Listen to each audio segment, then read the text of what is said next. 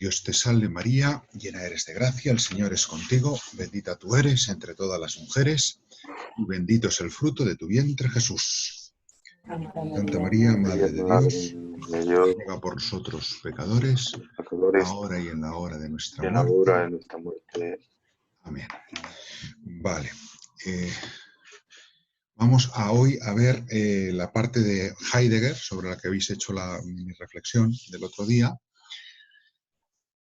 Y lo siguiente que veremos la próxima semana será lo de Jung, que es también duro. Lo de Jung es duro. Lo de Jung, lo que tendréis que hacer es leeros el punto tercero de este mismo capítulo y luego el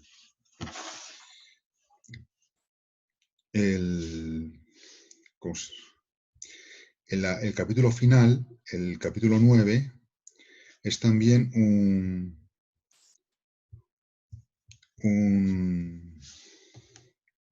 es una respuesta a Jung que en ese momento le respondió, con lo cual habría que leerse para ir anticipando a la semana que viene la parte final de donde lo dejamos hoy y el capítulo 9, que es más corto, e intentar sacar solo la idea clave, ¿no? O sea, y me mandas en un PDF pequeñito la idea clave, ¿no? No hay pregunta ni nada, sino cuál es la idea clave de Buber contra Jung. O qué ve bueno de Jung y qué ve malo de Jung. La idea clave, la central, sin desarrollar nada, ¿no? ¿Cuál es el punto importante, ¿no? Y ahora vamos a leer desde la página 65. A ver si consigo proyectar las dos cosas.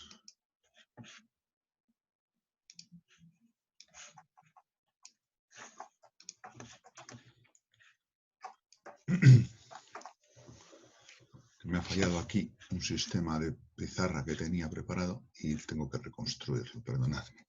Bueno, Heidegger. Yo imagino que lo de Heidegger os está sonando un poco a súper complicado y súper difícil. Y estaréis diciendo qué narices hago yo con estos berenjenales heideggerianos a estas alturas de mi vida, ¿no? Sin embargo, son los pensadores que más ha influido en el pensamiento del siglo XX y del siglo XXI lo está haciendo. Por ejemplo, en Sudamérica, junto a Javier Zubiri, Heidegger es de los pensadores en filosofía que tienen una vigencia mayor en las universidades, ¿no? Y configuran muchas decisiones. Os voy a compartir la pantalla en la cual sale, por un lado, el esquema y por otro lado, el texto, por si acaso no lo tenéis vosotros delante.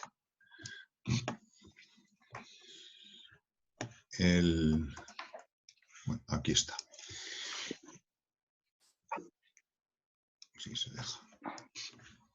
A ver. Vale. Muy bien, pues vamos allá. El texto empieza en la página 65, abajo. Al igual que Sartre, Heidegger parte del principio de Dios ha muerto, ¿no? Dios ha muerto. Por lo cual se ha hecho diferentes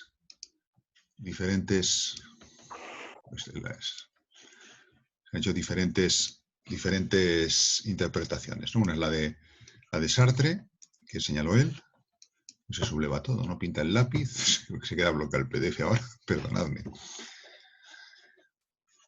Vale, parece, a ver, ya se ha desbloqueado, vale.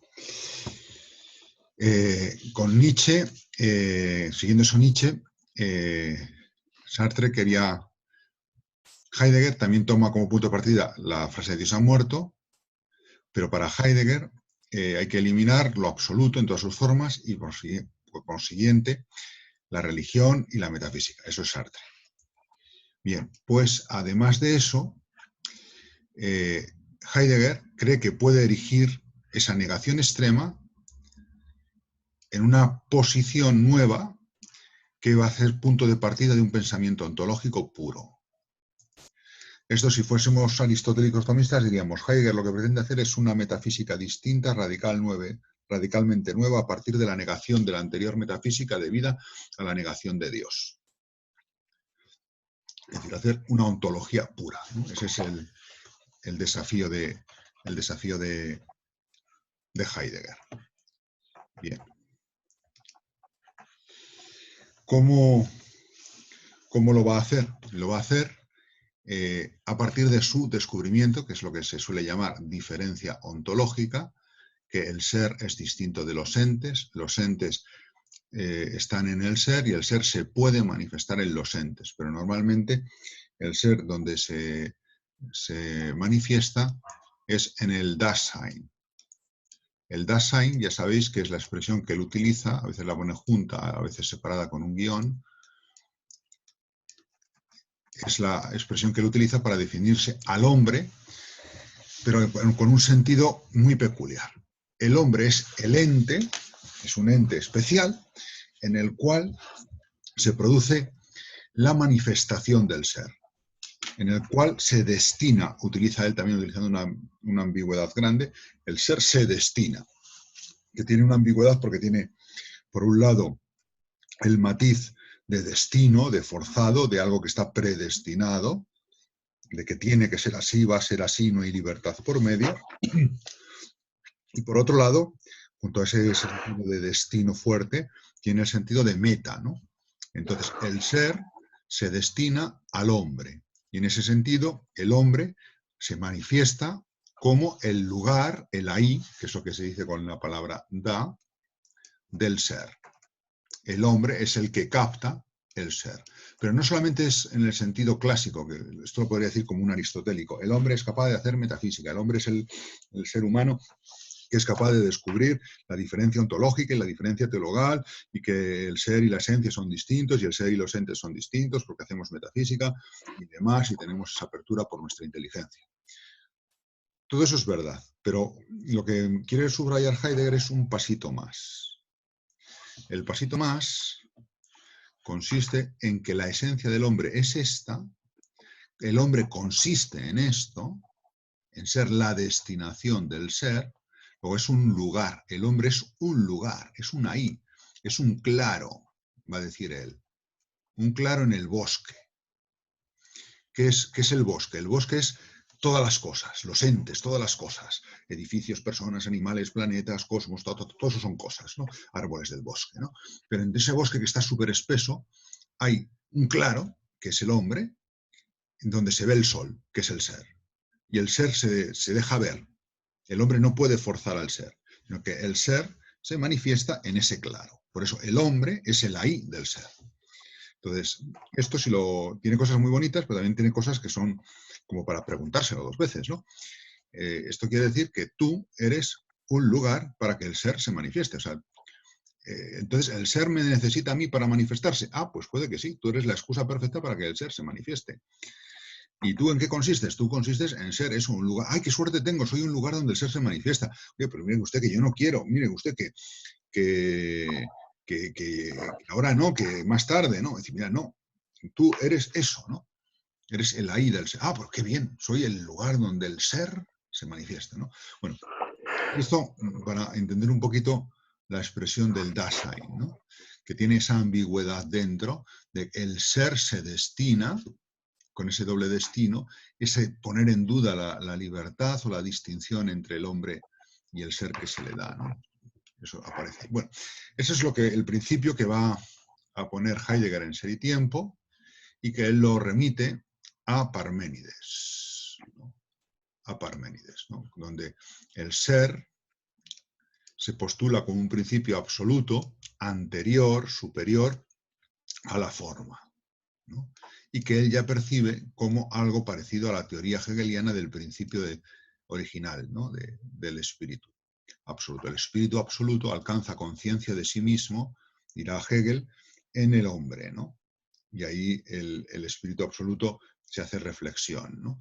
Y en ese sentido ya aquí, al poner esas dos cosas juntitas, Buber está señalando cómo Heidegger sigue, aunque no quiere, sigue muy cerca del otro filósofo de la H, de Hegel, ¿no? Bien, bueno, pues visto esto, perdón, tengo que abrir.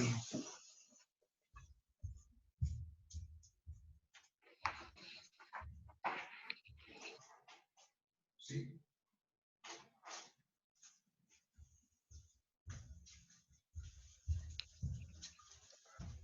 Misterios. Lo de vivir solo. Bueno, perdonadme. seguimos adelante. Bueno, entonces, puesto ese punto de partida, ¿no? Que es construir lo que estamos aquí en el esquema, construir una ontología pura, el Dasein ahí del ser, iluminación en el hombre del ser, con esa ambigüedad, detrás está Parménides y Hegel, ¿no? Lo que muestra, está exponiendo Buber el pensamiento de Heidegger, es que el ser está ligado a la iluminación, al sudarse, a su destinarse en el hombre, ¿no? Y logra la misma a través del destino y la historia del hombre, sin ser por ello función de la subjetividad humana. Es el párrafo siguiente, eso está aquí, ¿no? Entonces, claro, lo que está diciendo Heidegger es, el ser depende de su iluminación, que la logra a través del destino, su destino a la historia del hombre. El hombre está en el tiempo, por lo tanto el ser se da en el tiempo, el ser depende de eso, luego el ser es tempóreo en ese sentido, depende del tiempo, depende del hombre, pero esta dependencia no quiere decir que sea de la subjetividad humana, o sea, no es que esté sujeto al capricho del hombre, al subjetivismo del hombre, sino que el hombre no le queda más remedio que dejarse ser una I para que el ser se manifieste, ¿no? Bueno, eso es un poco y está muy bien el planteamiento que hace Buber de Heidegger, está muy bien y es muy exacto y sobre todo señala ya en el origen dónde están los resquicios, las junturas por las cuales Heidegger es incongruente, ¿no? Ahora, si esto es así, esa manifestación del ser puede, siguiendo a Hölderlin, puede provocar que aparezcan formas nuevas y aún no anticipadas de lo divino o lo sagrado. Entonces, ¿qué quiere decir Heidegger con esto? O sea, si el ser puede acontecer y destinarse al hombre, y esto es así, es posible que en un momento de crisis lo sagrado reaparezca, ¿no? De formas nuevas que no han sido anticipadas por la estructura de la subjetividad humana, es decir, que trascienden el límite de lo que es la capacidad del hombre, o sea, desbordan al hombre. No soy yo, en plan kantiano, el que con mis estructuras de la subjetividad configura la idea de Dios y las características de la idea de Dios. No está determinado por mi estructura subjetiva, sino que yo estoy abierto. Y es Dios o lo sagrado el que puede manifestarse como Él quiera. Si lo hará o no lo hará, no lo sé. Ahora, si lo hace, no será sujeto a mi subjetividad. Pero claro, está toda esa ambigüedad previa. Entonces, lo que viene a decirse aquí, la pretensión de Heidegger es decir, bueno, con esto yo he admitido que Dios ha muerto. ¿Qué Dios es el que ha muerto? Ahora lo veremos. Es el Dios concepto, el Dios de la metafísica, el Dios del racionalismo. Ahora, si yo asumo que Dios ha muerto y descubro al hombre como el ahí del ser, abre una nueva posibilidad. La posibilidad de que haya un retorno de lo sagrado, de los dioses, de una manera distinta, ¿no? Por eso Heidegger se defiende y va diciendo que él no es ni ateo, ni creyente, ni indiferente, ni nihilista, ¿no? A pesar de lo que se dice, no, yo no sé si hay Dios o no hay Dios, pero puede que lo haya y puede que se nos dé. Yo no soy creyente porque no creo en Dios, pero a lo mejor va y se manifiesta. Yo no es que sea indiferente, si yo lo que hago es cuidar mi vida para estar a la escucha del ser, con lo cual ya llegará. Y yo no digo que no haya nada, que esto se sostenga así, sino que el ser está ahí y a lo mejor se manifiesta como lo divino, ¿no? Bien, entonces, Don José, visto ¿puedo hacer una eso, pregunta? sí, pero di el nombre Oye, primero. Alberto. Siempre decís el nombre primero porque si no me volvéis loco. Alberto Ramírez. Alberto, dime. Si Heidegger dice que no es ni creyente ni ateo, que Dios ha muerto, pero Dios como el Dice, concepto Dios ha racional. muerto, pero el Dios que ha muerto es el Dios de la metafísica, ¿vale? Entonces, sí, pero partiendo de eso, o sea, tampoco admite al Dios cristiano o al Dios judío. ¿Qué Dios o qué dioses espera que retornen Bueno, a partir de las crisis estas? esa es la pregunta que le va a hacer Buber un poquito más adelante y va a responderla, ¿vale? Un poquito de Va. paciencia ahí, ¿vale? Bien, entonces la tarea, según Heidegger, todavía estamos en la exposición que hace Buber del pensamiento de Heidegger. La tarea. Hemos llegado a un punto importantísimo. Esta es la primera vez en la historia que nos preguntamos adecuadamente sobre la relación entre la existencia las cosas que existen y lo divino. Y lo único que pretendo yo, Heidegger, es clarificar las nociones religiosas básicas, ¿no? Y entre ellas, pues, la libre destinación del ser al hombre, lo que acabo de decir, el término ambiguo. Y es ambiguo adrede. Es ambiguo adrede, ¿no? Pero al mismo tiempo, lo del destino, ¿no? Pero al mismo tiempo, el hombre, para que se pueda dar la donación del ser, la destinación del ser, el hombre tiene que estar cuidando la libertad, pensando la verdad. Si yo no estoy pensando la verdad, pensar la verdad es pensar el Dasein, pensar el ser.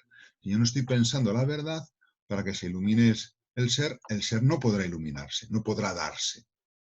Con lo cual resulta que para que el ser, y si detrás del ser hay un Dios de otra manera que sea distinta del Dios de la metafísica, se pueda dar, el hombre tiene que estar en una actitud de despierto, de vigilancia, de cuidar, ¿no? Bueno, eso es lo que va exponiendo Heidegger, ¿no? Entonces, la tarea del hombre sería estar pensando la verdad para que se ilumine el ser. Y quizá sí, quizá de esa manera, no lo sé, porque a lo mejor no lo hace, porque es destinación y me supera, venga el retorno de lo sagrado. Desde ahí, Heidegger lo que va a captar es que nuestra época está marcada por una doble indigencia. Ya no están los dioses que han huido, que serían los dioses metafísicos, los dioses de las religiones, que han sido superados con la muerte de Dios. Esos dioses ya no están ahí. Y tampoco está el nuevo Dios. Todavía no ha llegado ese Dios que se acerca, ese retorno, ¿no? Y ahí hace una reflexión sobre el verbo, la palabra y Dios.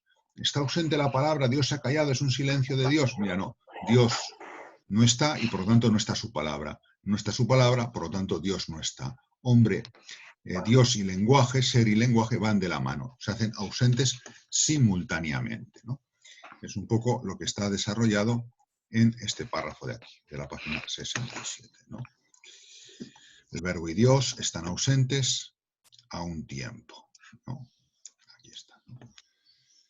Bien, ante esta situación podríamos hacer falsos remedios, según Heidegger.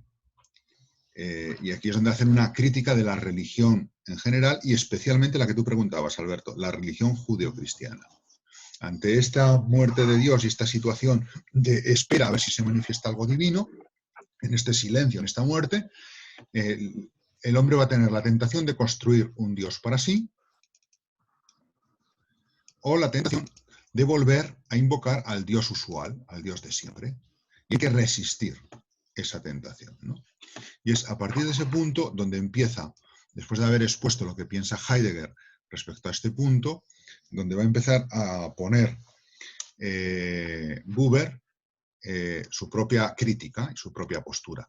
Lo va a hacer siempre desde las nociones claves que vimos en el capítulo primero y segundo, ¿no? O sea, el Dios existente, el Dios real, el Dios vivo, el Dios que habla frente al Dios del racionalismo, el Dios de los filósofos, el Dios que es concepto, el Dios que es idea. O sea, esos cuadros que hicimos al principio siguen siempre vigentes, ¿no? Y entonces lo que va a mostrar es cómo en el fondo Heidegger no escapa en su visión del Dios concepto, del Dios no viviente, ¿no? A pesar de que parecía que había como una superación de eso. Hemos superado con la muerte de Dios los dioses conceptos metafísicos y hay algo nuevo. Sin embargo, lo que va a mostrar Buber es precisamente lo contrario, que Heidegger no escapa, sigue en un concepto, ¿no? Y por eso empieza esa crítica contra la religión general. ¿Y qué es lo que hace Buber? Bueno, Heidegger, tú eres injusto. La religión general, la judeocristiana en particular, tiene una cosa que son los profetas. Y los profetas no se ajustan a la descripción que tú has hecho, ¿no?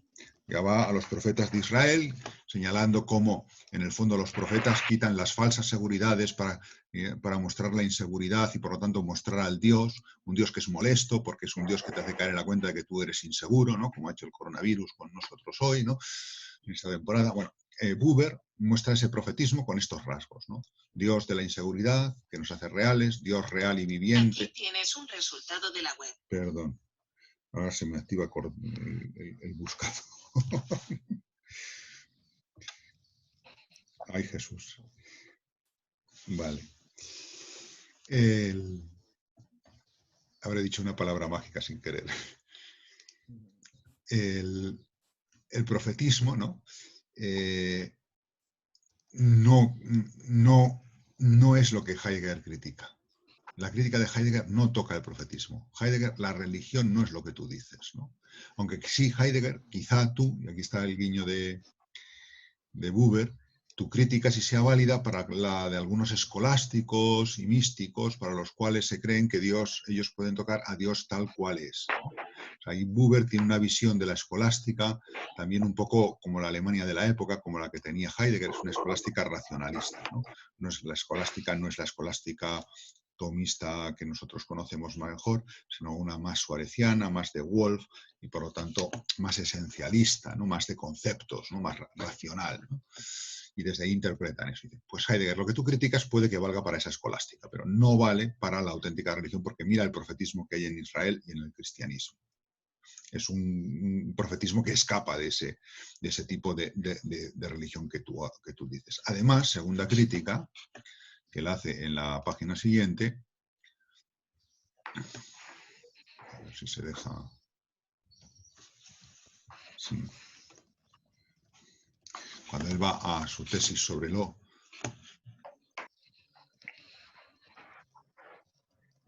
antes de pasar a este párrafo, aquí en el párrafo que está a caballo entre las dos páginas, lo que muestra Buber es una crítica al concepto de ser de Heidegger. Es una crítica genial desde mi punto de vista, porque le viene a decir, Heidegger, es incomprensible lo que tú dices del ser, porque para mí ser es lo que existe, ¿no? Y es cierto que ha habido grandes místicos, entre ellos cristianos y otros de origen platónico, algo que está presente también en los judíos, de percibir un Dios que está más allá del ser, que es lo que aparece del maestro Eckhart, que tiene que estar por aquí, ¿no? Por aquí lo tenemos, ¿no? Ese est Deus, ¿no? Pero est enim Deus super esse et ens, ¿no? Dios está por encima del ser y del ente. Es un sobreser y un sobreente, ¿no? Que es algo parecido a lo que dice Heidegger, pero solamente del ser.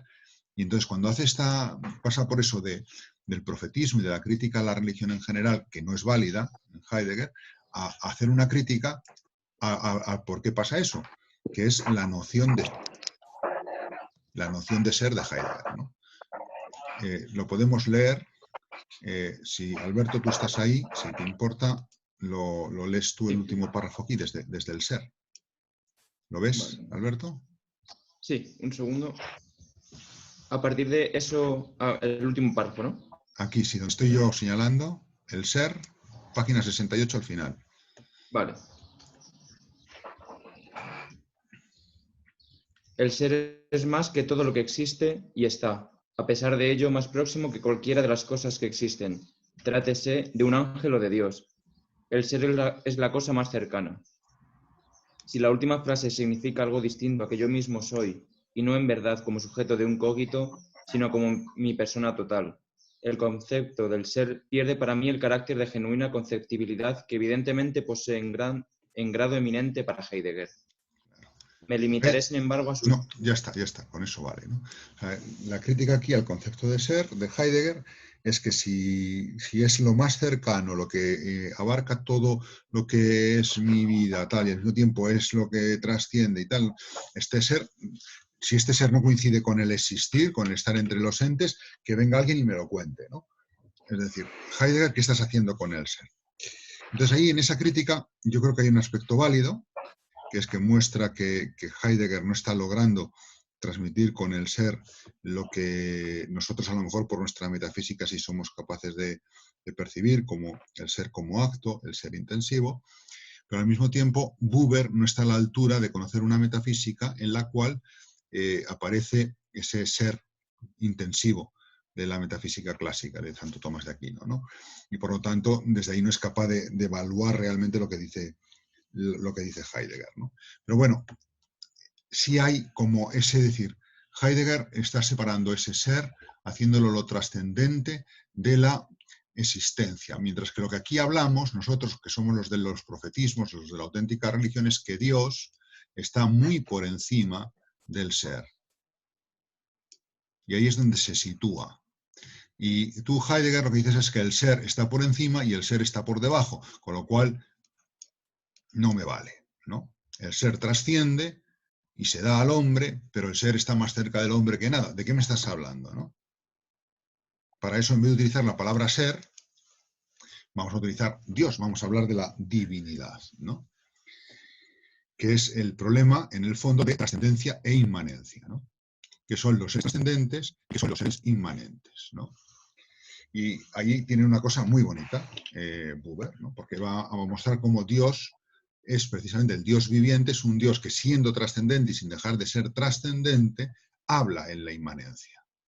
Y eso es lo que ha estado presente en el resto de las religiones, ¿no? Entonces va haciendo una defensa de las religiones. ¿Por qué llama a la reaparición de esa cosa o ser lo sagrado o divino, Heidegger? Si lo llamas así, en el fondo te va a pasar algo que es parecido a lo de la magia. La magia, que con un conjuro cree que controla lo divino. Tú, con tu conjuro, que va a ser tu filosofía ontológica, te crees que vas a conjurar y a controlar la aparición o no aparición de ese ser que se destina al hombre.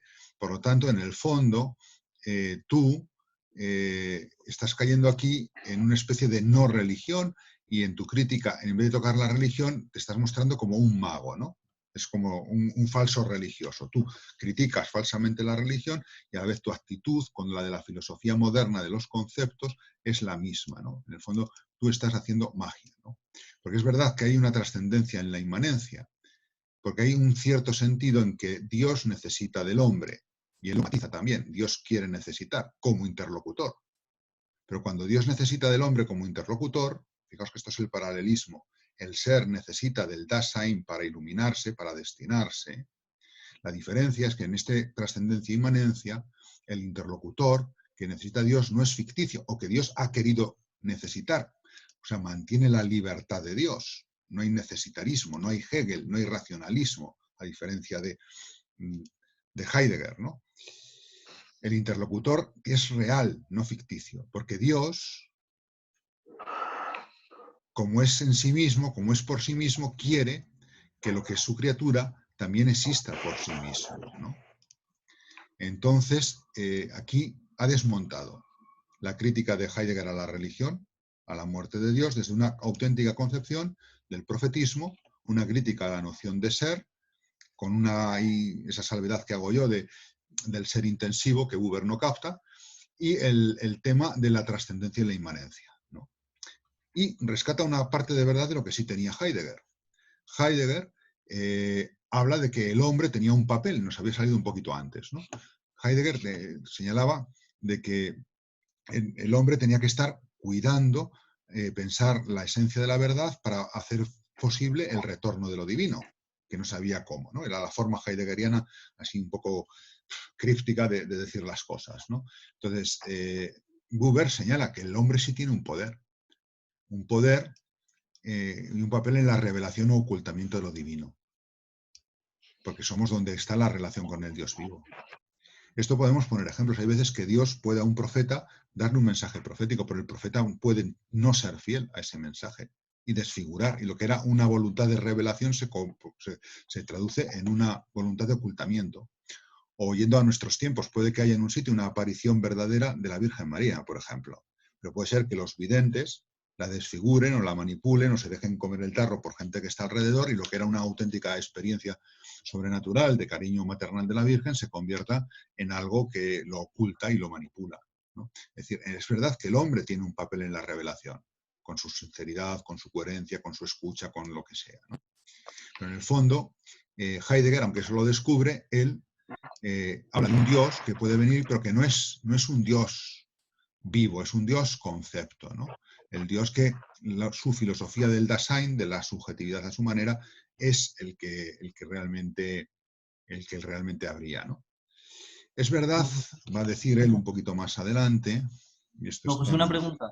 Sí, Soy Juan de. sí, Juan de, dime.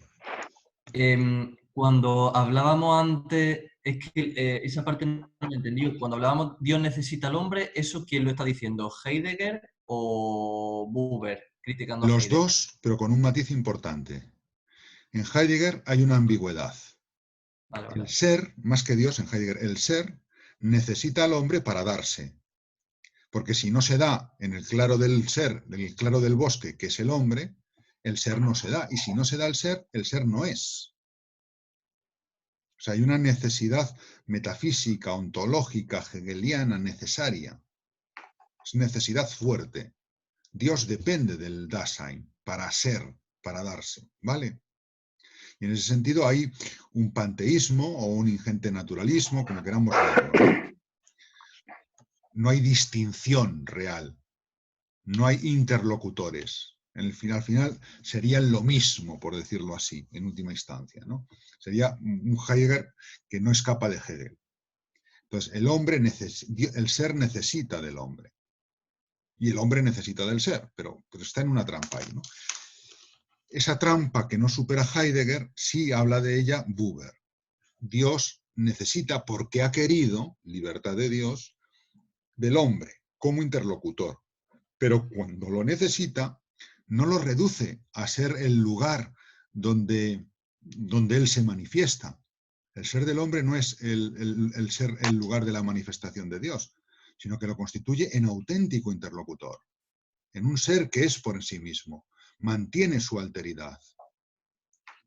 Yo, que soy Dios, te creo a ti porque he querido necesitar de ti y en ese sentido te necesito de verdad como interlocutor mío.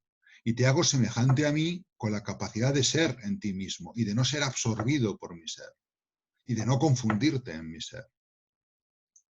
Entonces, ahí hay una libertad, hay una alteridad, hay un no ser lo mismo, ¿no? Y eso en Heidegger, la ambigüedad, aunque el lenguaje a veces es muy sugestivo, la ambigüedad lo absorbe, ¿no?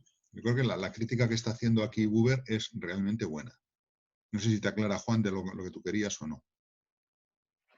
Sí, sí. Sí, vale.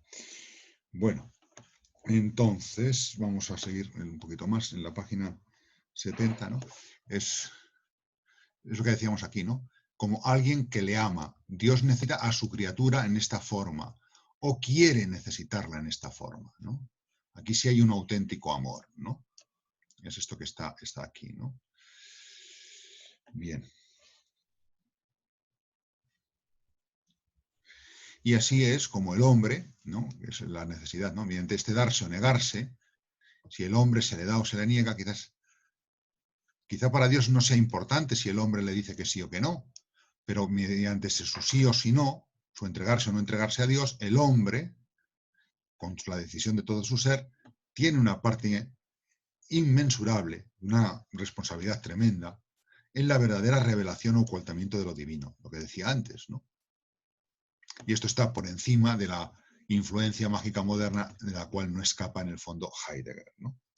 Y entonces ya viene, por decirlo, pobrecito Heidegger, hubo un momento, lo tenemos aquí en el esquema, en el cambio de página 70-71, en el cual parecía que Heidegger se iba a abrir de verdad a un diálogo real, ¿no? Entre el más allá, lo trascendente, lo que es Dios para Buber, que recupera el nombre de Dios, y que Heidegger no quiere llamarlo Dios. Ahí hay también otra crítica solapada. Dios, ya, pero llámalo Dios, aunque tú no quieras, ¿no? Bien, pues hubo un momento, comentando a Hölderlin también, pero todas esas semillas prometedoras que Heidegger iba descubriendo han sido aplastadas por la historia. Por la historia. ¿Qué quiere decir eso de que ha sido aplastado por la historia? Vamos a ver. Yo comprendo que esto a lo mejor os da dolor de cabeza, pero bueno, a lo mejor Tampoco en segundo tenéis que preocuparos demasiado, al menos que lo hayáis oído y os quedéis con lo que podáis, ¿no? Porque es una cuestión que a mí también y a cualquier profesor de filosofía siempre nos cuesta y nos ha costado un montón. No sé si os sirve de consuelo, pero ahí está, ¿no? El asunto es que, claro, como el ser se da en el tiempo o como Dios se revela en la historia, hay que ver el papel de la historia. Si Dios se disuelve en la historia y se identifica con ella, o si Dios es el que salva la historia y va actuando en la historia. Es decir, ¿cuál es el papel de la historia? Claro, si para Heidegger, bueno, vamos a empezar para nosotros, para Buber y los judeocristianos, Dios se manifiesta, se revela en la historia ante un interlocutor real, libre, con su peso, la historia se convierte en una historia que es diálogo, lo que el Concilio Vaticano llamaba historia de la salvación, un diálogo entre Dios y el hombre en que Dios va salvando al hombre y el hombre va recibiendo esa salvación. Pero es un diálogo real, ¿no? Y el hombre es histórico y Dios y la revelación son históricas, pero Dios no es absorbido por la historia, sino que la historia se convierte en el modo en que se actualiza la salvación de Dios. ¿Se entiende eso, no? De la historia. ¿Qué es lo que pasa con Heidegger? Cuando Heidegger habla de que la verdad es acontecimiento, de que el ser se destina al hombre, se manifiesta al hombre, claro, el hombre, como está siendo, es en medio del bosque, caminando en el bosque, con momentos de claro de luz. Entonces, si el ser consiste en sudarse, en el Dasein, y necesita sudarse en el Dasein, el ser, es decir, Dios, vamos a ponerlo ahora así con el nombre que Buber le está dando, en el fondo, Dios se está confundiendo con la historia del hombre. Dios es lo que está ocurriendo en la historia del hombre como iluminación. Dios es el Dios que se manifiesta ahora como profeta, se manifiesta ahora como tal, pero no es su propio manifestarse. Dios no es aquel que se manifiesta, sino que Dios es el manifestarse mismo. Dios no es alguien que me habla, sino que Dios es el manifestarse. El ser es el manifestarse. Entonces, ¿qué ocurre? Que la historia queda absolutizada, porque lo que ahora se está manifestando, este manifestarse concreto, es lo divino. El manifestarse ahora del Éxodo es Dios. Dios no sería el Dios del Éxodo, sino el Éxodo. El manifestarse exódicamente sería lo divino. No sé si ese ejemplo ayuda un poco a ver lo que quiere decir eso, ¿no? Claro, ha eliminado inmanencia y trascendencia. No es el Dios de Moisés, sino el acontecer de la liberación del pueblo judío. Eso es Dios. Lo divino es la liberación del pueblo judío en su acontecer. Claro, ¿qué es lo que pasa en la época de Heidegger? Que hay una manifestación del poder en los entes tremenda, que es el advenimiento del Führer, del nazismo. Y aquí viene hecha con mucha delicadeza porque todavía no se sabía hasta qué punto Heidegger había apoyado expresamente a Hitler y se pensaba que no lo había hecho, pero sin embargo ya Buber se da perfecta cuenta que la filosofía de Heidegger se prestaba, y había pistas en algunas de sus escritos, a defender el nazismo, a Hitler, como el acontecimiento que está manifestando lo divino. Es decir, a decir que la forma del Estado nazi es la forma del acontecer, la manifestación del ser, es decir, lo divino. La sacralización de lo divino. El retorno de los dioses podría ser interpretado en clave de Heidegger como el nazismo. Dios vuelve en forma del Tercer Reich. Luego Heidegger, esto mismo, no lo llega a decir tan bestia, Heidegger. Sin embargo, aquí sutilmente es lo que le está diciendo Buber. Oye, que tu forma de ver la historia, tu forma de ver el ser, tu forma de ver lo divino, se presta a eso, ¿no? Y hace todo un recorrido por diferentes escritos de diferentes épocas, ¿no? de Heidegger, ¿no? Y menos mal que no sabía la carta que tenía a su hermano Fernando, diciéndole, creo que era Fernando su hermano, que había que apoyar mucho a Hitler porque Hitler era la manifestación del advenimiento del ser, ¿no? Si llegas a ver esa carta que se ha mantenido oculta hasta hace relativamente poco, no sé si fueron 12, 15 años más o menos que se consiguió que se publicase, porque estaba censurado para proteger la imagen impoluta de Heidegger, ¿no? Pero bueno, está ahí, ¿no? Vale, bien. Entonces, pues claro, él luego en otros escritos posteriores, muy pasado ya el nazismo, llega a hablar de que el siguiente acontecimiento o manifestación del ser, claro, ya él es el pastor del ser, el que se da cuenta desde su altura filosófica privilegiada de cuándo se manifiesta el ser. El último acontecimiento del ser sería la época tecnológica y atómica, ¿no? De manera que ahí estaría el hombre escuchando lo divino, el nuevo Dios que aparece en forma de tecnología. Claro, tiene siempre cierta ambigüedad, porque puedes interpretarlo de una forma buena y decir, con esto Heidegger me enseña a detectar que el hombre está sacralizando la tecnología, mientras que tenemos que estar atentos a algo que trasciende y que la tecnología, a la vez que lo manifiesta, lo oculta, porque es fenomenólogo. Entonces, se critica humanidad con adorar a la tecnología o a la energía atómica. Pero también lo podemos ver en el sentido más radical, que es el que Heidegger jamás consigue borrar del todo, y es que realmente el ser se manifiesta como una técnica capaz de destruir al propio hombre. Y ahí lo que tenemos que hacer es sobrecogernos y contemplarlo, y ver qué pasa, si nos destruimos o no. Y entonces eso nos lleva también a una actitud pasiva, ¿no? A no saber ser dueños de nuestro destino, ¿no? De no ser dueños de... Claro, en Heidegger el hombre ha quedado absorbido por la manifestación del ser, al diluirse esa diferencia entre inmanencia y trascendencia y no ser capaz de articularlos, ¿no? Bueno, yo creo que es bonito dentro de lo muy difícil que es, ¿eh? Yo creo que es bonito. Don José, una pregunta. Soy Sí. Alberto. A ver, un segundito que dejo de compartir esto. Sí. ¿Quién habla? Alberto, Alberto, sí. esto Dime. al fin y al cabo es lo que se cree a día de hoy, ¿no? Que, o sea, que con la tecnología podemos llegar a ser dioses, que la tecnología es capaz de hacer cualquier acto, incluso pues los actos divinos. Pues véase en la concepción de hombre, de bebés, por medio de la ciencia, o el descubrimiento, pues o el intento de descubrimiento del origen del mundo. ¿No es más o Claro. menos lo que se piensa ahora? Sí, lo que pasa es que Heidegger le da un revestimiento cuasi místico filosófico. Le daría, ¿qué le diría? El hombre está divinizado, pero no es que el hombre esté divinizado, es que el ser, lo trascendente, lo divino, lo sagrado, se nos manifiesta en forma de este poder. O sea, lo justificaría, le daría una armazón justificante de ese tipo de carácter, ¿no? Un heideggeriano te dirá, ¡hala, no te pases! ¿Cómo va a decir eso Heidegger? Si Heidegger lo que quiere precisamente es pensar la diferencia entre el ser y los entes.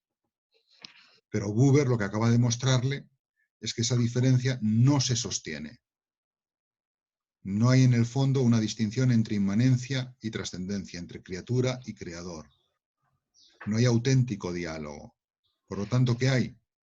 Hay un holismo, hay un panteísmo, hay un naturalismo, hay un misticismo, pero no hay hombre y Dios, porque no logra mantener la diferencia teológica, ¿no? Entonces, quizás eso es también un poco la idea del Dios tapa agujeros. Lo que se piensa de, bueno, pues Dios nos va descubriendo las claves de la ciencia para ir también conociéndole, en plan, pues sí. Yo ahí ya ahí yo no me metería. O sea, la primera parte, lo que nosotros hacemos de adorar a la técnica, Heidegger lo vería como una manifestación del ser. Es decir, como una manifestación, un retorno de lo sagrado. Y en ese sentido, es sagrado. Y no me corresponde a mí juzgarlo como bueno o como malo, con lo cual quedo indefenso. Muy bien. Pues nada, ¿alguna pregunta más tenéis? ¿No? Para, soy Juan de, para el trabajo para la semana que viene, Eso. había dicho leer la parte segunda de este capítulo 5, ¿no? Y el capítulo 9. Sí, el capítulo último, que es la respuesta porque Jung le contestó protestando a Buber, y Buber hace unas paginitas contando lo que le ha dicho Jung y lo que él piensa, ¿no? Entonces es leerlo, aunque no lo entendáis todo, ¿no? No hace falta que lo entendáis todo, sino intentar captar el titular, por decirlo así. O sea, yo después de leer estas páginas, ¿qué titular le pondría? Buber contra Jung por esto, ¿no? Le mandamos un parrafillo o algo así. Sí, o una línea. O sea, lo que a mí me interesa es que tú lo hayas leído y tengas una primera aproximación, ¿sabes? Y que yo vea que lo has leído y has pensado un pelín, ¿no? porque para desmenuzarlo ya tendremos la clase. Vale. ¿Vale? José, una pregunta, soy Catalina. Sí. Si no le hemos podido enviar todos los trabajos tal cual con fecha, ¿se los podemos enviar ahora poco a poco? Sí, iros poniendo al día.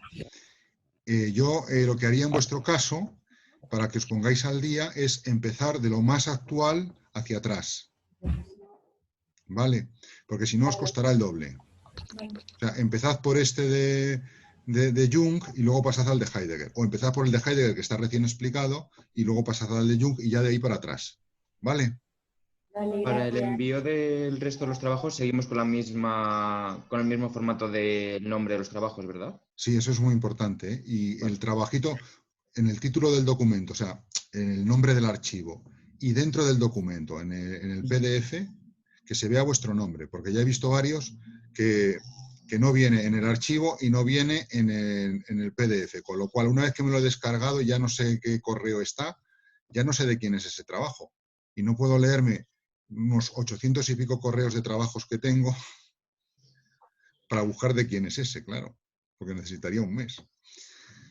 Vale, muy bien. Venga, me alegro de veros y seguimos. Que vaya muy bien. Muchas gracias. Adiós. De nada, a vosotros.